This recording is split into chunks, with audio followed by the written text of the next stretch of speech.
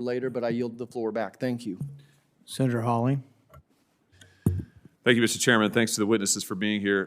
Dr. Coy, if I could just start with you. You said in your written testimony that the genome of COVID has some of the hallmarks of gain-of-function research, and in particular, 3 genomic regions you say have the signature of synthetic biology. One region has features of the 2 types of forbidden gain-of-function research that are associated with bioweapons development. And you said in your opening remarks that you believe COVID-19 was the product of gain-of-function research and was from a lab leak from the Wuhan Institute of Virology. My question, I guess, is, do you think that China engaged in a cover-up to prevent the world from knowing the true origins of this virus and a lab leak? I think there's abundant evidence that they have not shared all the information they had at the time. They continue to not share information. I could give you a laundry list of 20 things that they've done, starting with a website with 21,000 viruses on September 12th. 2 a.m., someone was in the Wuhan Institute of Virology. That had been available to virologists for a decade. It was taken offline. It's not been returned. We've asked to see it. No one that I know of has ever seen it. It goes on from there. Are you concerned with the continuation and expansion of Chinese gain-of-function research?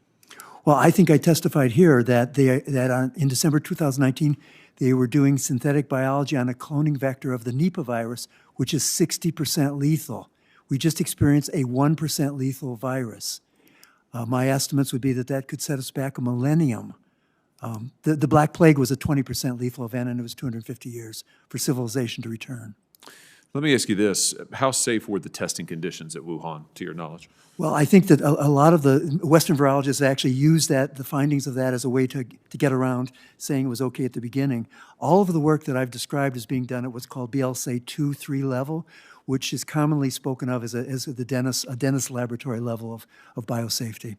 So maybe a little higher than that, but that's not a bad euphemism. You said, I think in your testimony, this is the most dangerous research that you have ever encountered. What makes this particular research so dangerous? If you're doing experiments with a pathogen that is 60% lethal but is not airborne, and you make it airborne in the laboratory, and someone walks out with it. Nipah has a 21-day incubation period. It's perfect for widespread spread without being detected. We couldn't afford 60%. We can't afford 10% lethality. Yeah. Dr. Ebright, let me ask you about the merits of gain-of-function research, because I was struck by something you said in your written testimony. You said gain-of-function research has no civilian practical applications. From a research perspective, then, why do it? I mean, what's the value, the real value of gain-of-function research? Not a matter of value, but incentives, particularly incentives within the academic research ecosystem. Gain-of-function research of concern is fast and easy, much faster and much easier than vaccine or drug development. And gain-of-function research is publishable, and gain-of-function research is fundable. With those 4 incentives in place, fast, easy, fundable, and publishable, the research will be performed. Eliminate any one of those incentives, and it will not be. So, thinking about China for a second, what's China's interest in gain-of-function research? They have witnessed the United States leading the way with gain-of-function research. Most gain-of-function research of concern performed to date has been performed either in the U.S. with U.S. funding or overseas with U.S. funding. China has wished to be part of that and has participated in gain-of-function research of concern in China with U.S. funding, and has also supported gain-of-function research of concern in China entirely through Chinese programs. So let me ask you this: gain-of-function research and bioweapons. What's the connection there? I mean, what role does gain-of-function research play? As I mentioned, there are no civilian practical applications. There are immense bioweapons practical applications.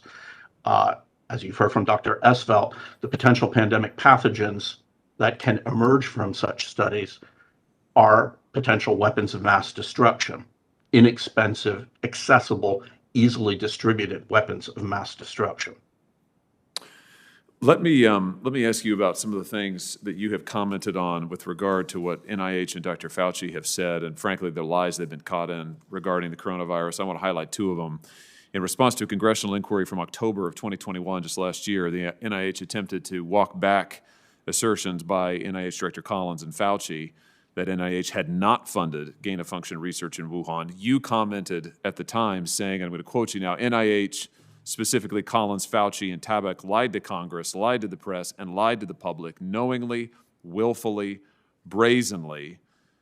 On May the 11th, Dr. Fauci said the NIH and NIAID categorically has not funded gain-of-function research to be conducted in the Wuhan Institute of Virology. You commented on that, saying the documents make it clear that assertions by the NIH director, Francis Collins, and Fauci, that the NIH did not support gain-of-function research are untruthful. So just expand on that, if you would. I mean, what are the implications of Dr. Fauci's continued blatant dishonesty regarding NIH's funding of gain-of-function research in Wuhan? I stand by my statement. The statements made on repeated occasions to the public, to the press, and to policymakers by the NIAID director, Dr. Fauci, have been untruthful. I do not understand why those statements are being made, because they are demonstrably false.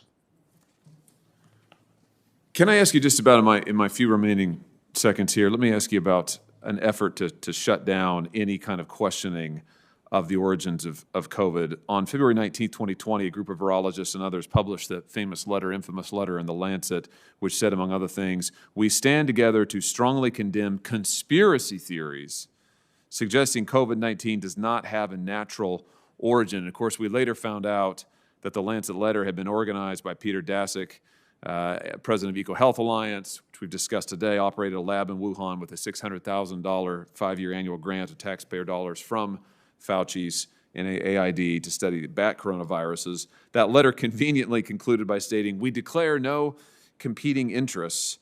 Many people designate this letter as the first effort to quash any kind of debate about the origins of COVID-19. Do you think that labeling the lab leak theory as a conspiracy theory so early on had the effect of slowing down investigations into the origins of the virus?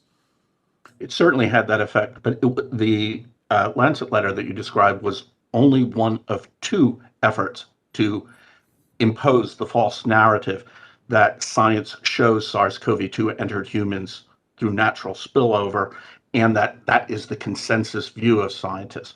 One of the efforts was the Lancet letter you discussed.